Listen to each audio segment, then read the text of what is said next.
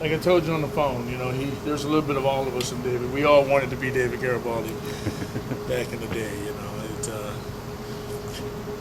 I don't know if it was so much wanting to be Dave Garibaldi, but being in a situation that he was in, playing with a band like that. You know what I mean? I do. Because you can be the funkiest guy in the world, and if you have no one to play with, you're there playing by yourself. Right. You dig? So, now Dave, man, I mean, Yes, heavens. he did that thing. Yeah. And don't get me wrong, I grew up around drummers that kind of played that way, that style. But like I say, when you put David along with that band, you put David with Rocco, you put David, Rocco, and Chester along with that. Then they got that bump. Yeah. And, you can't help it. And the horns so the horns and the rhythm section played together, and that's the success of Tower of Power. When's the first time you heard Tower of Power, by the way? When's the first time you heard David Garibaldi? First time I heard Dave Garibaldi in Tower of Power, that must have been like in maybe 1979, 80, something like that, maybe, I guess. And what were you doing at that time, by the way? At that time, I was, I graduated high school in 79.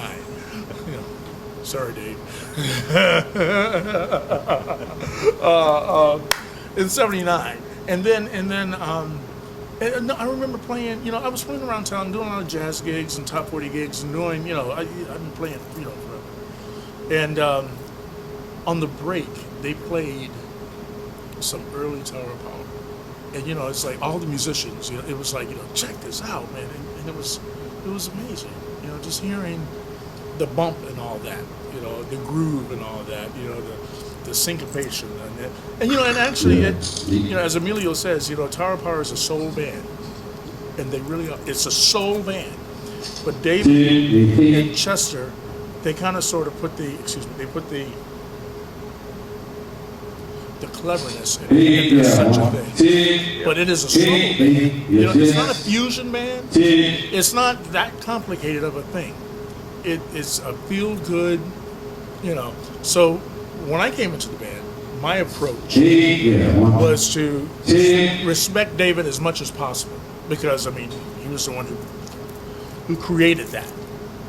And but I think I'm a little more laid back than he is. But I don't know, just trying to make it as real as possible. As a matter of fact, I remember when Emilio asked me how many drums I had. I said, I just have a 4-piece kit. He said, perfect. So. So what's interesting about that, too, is that David had to come in behind you and then interpret all your stuff. And I'm sort of sorry about that. Only because this is what's happened. The band, when the original members decided to do their thing, and they, David, he left, and I think even Bruce, Conte, he left, and guys, they went on to do other things. So the band evolved into a thing, and I'm not going to say that I think people lost sight of what Tower of Power really was, because I think Emilio and Doc, those guys, they made sure, they made sure that this is Tower of Power. This is what it is. But I think some of the drummers that came into the band either looked at it as a fusion gig, or some of the players that came in looked at it, and they lost the soul aspect of it. They lost the fact that all of that grease was based around,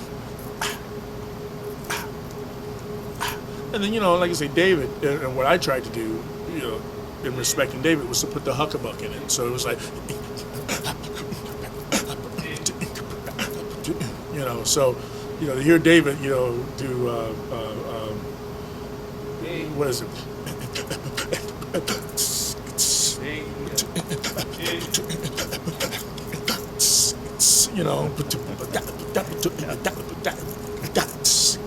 And all that grease in between, man, just kind of made it percolate. So, my hat's off to David. I love him, will love him forever, because he introduced all that to us.